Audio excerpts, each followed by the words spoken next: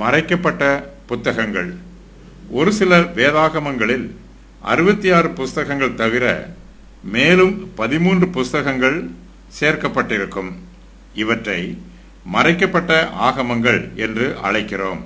அவையாவன: 1, 2 எஸ்ட்ராட்டஸ், தோபித்து, யூதித்து, எஸ்தர் புத்தகத்தின் மற்றும் ஒரு பகுதி, சாலமோனின் ஞானம், பிரசங்கி, பரூச், எரோமியாவின் நிருபம், 3 பரிசுத்த குழந்தைகளின் பாடல், சூசன்னா, பெல்லும் மிருகமும், மனாசேயின் ஜெபம், 1, 2 மக்காபியர்கள். பழைய ஏற்பாட்டு காலத்துக்கும் புதிய ஏற்பாட்டு காலத்துக்கும் நடுவே சுமார் 400 ஆண்டுகள் உண்டு. இவைகளை கர்த்தரின் வெளிப்பாடு இல்லாத அமைதியான ஆண்டுகள் என்று கூறுகின்றனர். இந்த காலங்கள் யூதேயா தேசம் கைப்பற்றப்பட்டு சுமார் 200 ஆண்டுகள் பெர்சியரின் கீழ் இருந்தது. மகா அலெக்சாண்டர் அதை கிரேக்க ஆதிக்கத்தின் கீழ் கொண்டு வந்தார். அலெக்சாண்டருக்கும் பின் அது எகிப்தியருக்கும் கீழும் பின் சீரியரின் கீழும் இருந்தது. சீரிய ராஜாவாகிய அன்டியோகஸ் எபிபேனஸ் யூதர்களை துன்பப்படுத்தி எருசலேம் தேவாலயத்தில் விக்கிரக வணக்கம் ஏற்படுத்த முயற்சித்தான். ஆசாரியனாகிய மத்தியாசின் கீழ் யூதர்கள் போரிட்டு அவனை வென்றனர். கிமு 166 முதல் கிபி 63 வரை ஹாஸ்மோனிய தலைவர்கள் யூதேயா தேசத்தை ஆண்டனர். இக்காலத்தில்தான் மறைக்கப்பட்ட வேதாகம புத்தகங்கள் எழுதப்பட்டன. மறைக்கப்பட்ட புத்தகங்களை பரிசுத்த வேதாகமத்தில் சேர்த்து கொள்ளாததற்கு பல காரணங்கள் உண்டு. அவையாவன: வேதாகமத்தின் புஸ்தகத்தை ஒரு தீர்க்கதரிசி எழுதியிருக்க வேண்டும், அல்லது ஏதாவது ஒரு தீர்க்கதரிசி அந்த புஸ்தகத்தை அங்கீகரித்திருக்க வேண்டும். ஆனால் இந்த நூல்கள் எதையும் தீர்க்கதரிசி யாரும் எழுதவும் இல்லை, அவர்கள் அங்கீகரிக்கவும் இல்லை.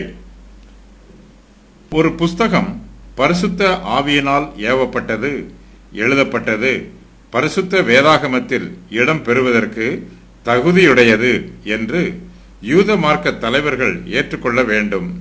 ஆனால் இந்த நூல்களை யூத மார்க்க தலைவர்கள் அங்கீகரிக்கவில்லை.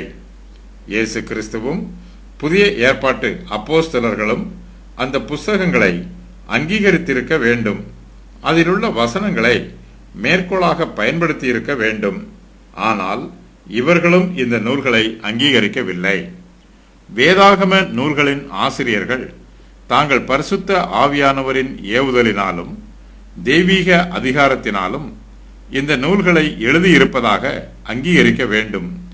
இந்த நூல் ஆசிரியர்கள் இவ்வாறு அங்கீகரிக்கவில்லை. இந்த நூல்கள் இஸ்ரவேலின் வரலாற்றை முரண்பட்டு கூறுகிறது. இந்த நூல்களில் கூறப்பட்டுள்ள சத்தியங்கள் ஒன்றொன்றுக்கு முரண்பட்டு இருக்கிறது. அப்போஸ்தலர்களுடைய காலத்தில் யோசபஸ் என்னும் சபை தலைவர் வாழ்ந்து வந்தார். அவர் மறைக்கப்பட்ட புஸ்தகங்களை வேதாகமத்தின் புஸ்தகங்களாக ஏற்றுக்கொள்ளவில்லை.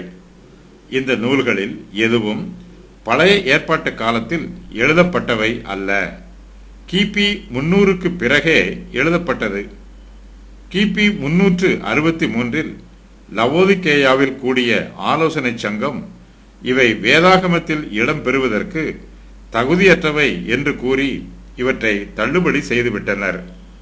ஆதி திருச்சபை தலைவராகிய பைலோவும் மற்ற தலைவர்களும் மறைக்கப்பட்ட நூல்களை வேதாகம நூல்களாக ஏற்றுக்கொள்ளவில்லை. இந்த நூல்களில் தீர்க்க தரிசனங்கள் எதுவும் இல்லை.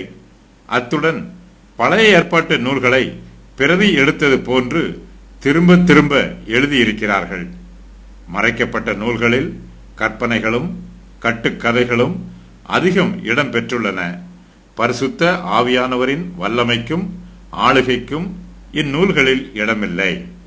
இவர்கள் தள்ளுபடி செய்த போதிலும் ஒரு சில இடங்களில் கூடிய ஆலோசனை சங்கத்தார் இவற்றை வேதாகம நூல்களாக ஏற்றுக்கொள்ளவும் செய்தனர்.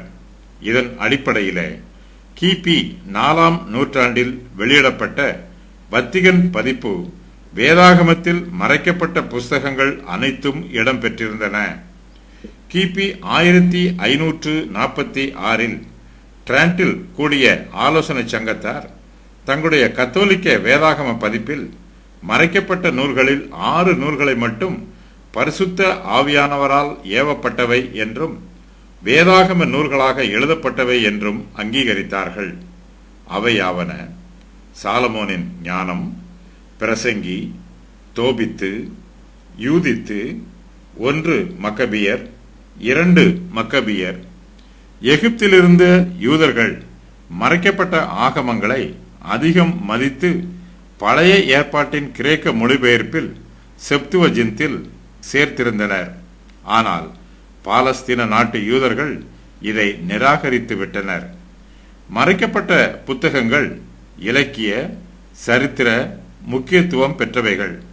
ஆனாலும் அவைகள் பரிசுத்த ஆவியானவரால் ஏவப்பட்டு எழுதப்பட்டவைகளாக கருதப்படாததால் பரிசுத்த வேதாகமத்தில் இவை சேர்த்து கொள்ளப்படவில்லை.